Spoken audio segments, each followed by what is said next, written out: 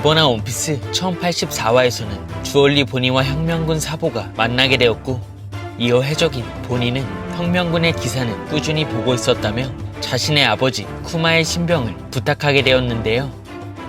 이처럼 마리조아에서 사보를 만난 보니는 앞으로 어떻게 움직일 계획인지 사보가 묻게 되자, 보니는 에그헤드로 이동해 쿠마의 의식을 되찾는 방법을 베가펑크에게 알아내겠다며 원피스 1060화 보니가 밀짚모자 해적단과 마주할 수 있던 이유를 이번화를 통해 알 수 있었습니다.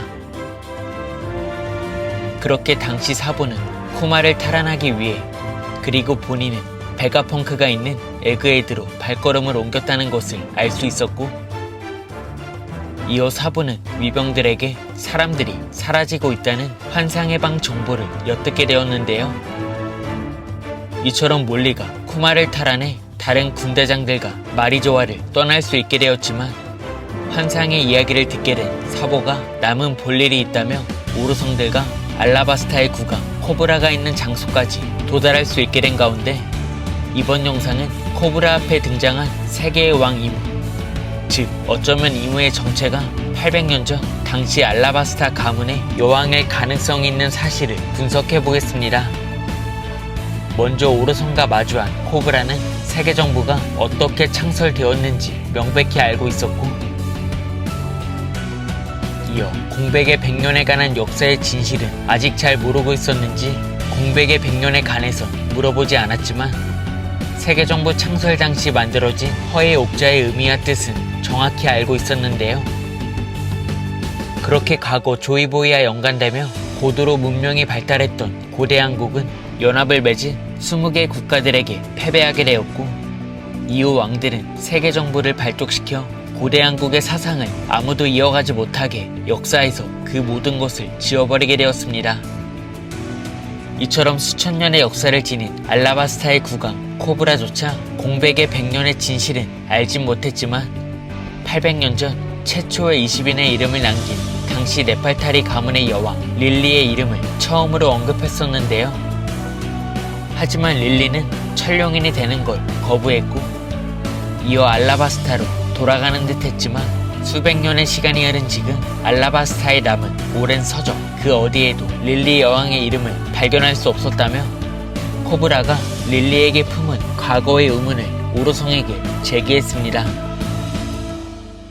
한편 코브라의 이야기를 들은 오로성들은 네팔타리 가문의 왕만이 이곳 마리조아에 살지 않았고, 이어 나라로 돌아갈 거라 생각했던 그 이유와 동향도 아주 먼 일이라 알 수 없다는 정보를 들려주었는데요. 하지만 코브라가 허의 옥자에는 당시 독재자를 선출하지 않기로 맹세했던 20자루의 무기들이 있어야 했지만, 현재는 옥자를 둘러싸고 있는 무기가 19자루밖에 없다는 의문을 제기했고, 이어 고대 한국처럼 그 존재를 지우기 위한 신의 천적 D의 일족에 관해 묻게 되었습니다. 나아가 이번화에서 가장 중요한 부분이었던 800년 전 릴리가 남긴 편지가 지금도 왕가 대대로 내려오고 있다는 사실을 말하자, 그 순간 오로성들의 표정이 차례로 보여지며 릴리가 남긴 편지에 모두가 반응하는 모습을 보여주었습니다. 이처럼 오로성도 예상하지 못한 여왕의 편지가 처음으로 언급되자, 그 순간 아무도 앉을 수 없는 허의 옥자에 이무가 오르게 되었고, 이어 세계 최고의 권력을 지닌 오로성들이 이무의 이름을 높여 부르자 이내 코브라가 엄청난 충격을 받게 되었는데요. 그렇게 진정한 세계의 왕 이무의 모습을 처음으로 확인한 코브라가 식은땀을 흘리게 되었듯이 이무의 존재는 충격적이었고, 이어 이무의 정체가 어쩌면 네팔타리 가문의 여왕 릴리일 수 있는 가능성이 생기게 되었습니다. 먼저 이무의 정체를 예측하기 위해 주목해야 될 점은 바로 이무의 방에 있던 검이라 생각하는데요. 이번화 코브라는 최초의 20인들의 왕들이 허의 옥자를 만들었기에 20자루의 검이 그 주변에 있어야 했지만, 오직 한 자루가 빠져있음을 지적했듯이 이무가 허의 옥자에 오르기 전 있던 방 내부에는 검 한 자루가 존재했었습니다. 이처럼 이무는 현재 세계를 지배할 인물이기 때문에 세계 정부를 세운 최초 20인의 왕 중 한 사람이기도 하지만, 그들의 맹세를 깨트리며 독재자가 될 수 있는 위치에 있었기 때문에 자신이 꽂아놓은 검을 충분히 빼내며 맹세의 언약을 파기하고 배신자로서 세계의 왕이 되었음을 공표했을 거라 추측할 수 있을 것 같습니다. 나아가 세계 정부가 만들어지기 전 과거에서도 돈키호테 일족이 돈타타 일족을 노예로 부렸듯이 노예 제도가 공백의 100년 전에도 있다는 것을 알 수 있었는데요. 그렇게 고대 한국의 존재를 지운 세계 정부의 창조주이자 최초 20인 중 한 명인 릴리도 국왕 코브라 그리고 비비와 다른 성품을 지닌 여왕이었다면 지금의 세계 정부를 만든 장본인 중 한 명이기 때문에 당시 릴리의 욕망과 본성에 따라 지금의 이무가 될 수 있음을 예측할 수 있을 것 같습니다.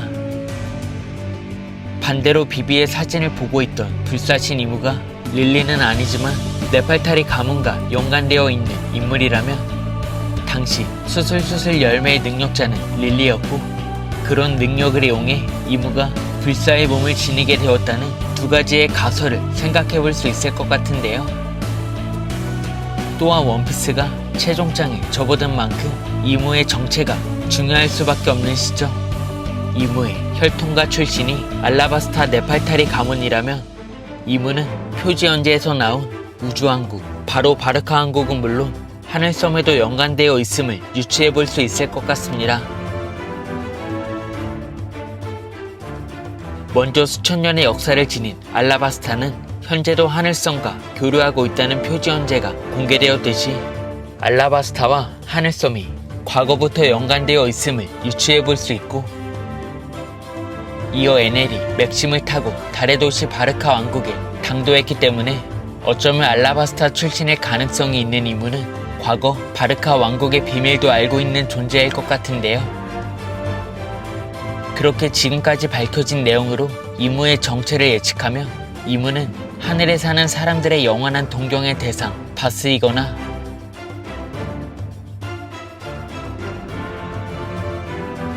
네팔타리 가문과 연관된 최초의 배신자라는 사실을 알 수 있었고 이어 이집트와 연관된 알라바스타 출신이 이무라면 코브라가 바라본 이무의 형태는 마치 이집트의 황금 마스크 바로 투탕카멘을 쓰고 있어 더욱 놀랄 수밖에 없다는 것을 예측할 수 있을 것 같습니다.